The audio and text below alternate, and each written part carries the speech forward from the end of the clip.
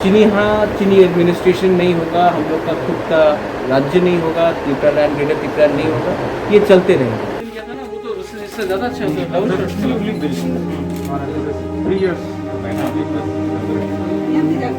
And we need actually one new building is coming up. It is not complete. How The stage is it may be complete within 6 months.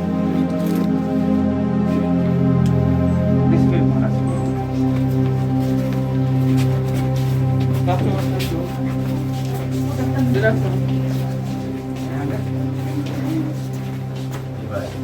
ये जो hospital है इसका अब मुझे नहीं लगता कि हम कुछ कर सकते, क्योंकि ये तो मेरे अंदर नहीं है, ये स्टेट गवर्नमेंट के अंदर है। लेकिन जो आप सिर्फ मुझसे इंटरव्यू मत लीजिए, देखिए छत में क्या हो रहा है, यहाँ पे क्या है, कि हॉस्पिटल तो टूटने के उसमें है।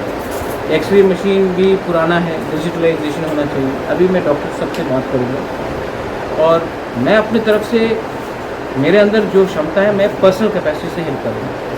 लेकिन हेल्थ इंफ्रास्ट्रक्चर जो स्टेट में है ये बहुत ही ख़राब तरीके से चल रहा है, क्योंकि ये एक दिन में नहीं हुआ है, ये शायद 1960 से यहाँ में है और ये अस्पताल एक्चुअली हॉस्पिटल बोलने का लायक भी नहीं है। Is not worthy.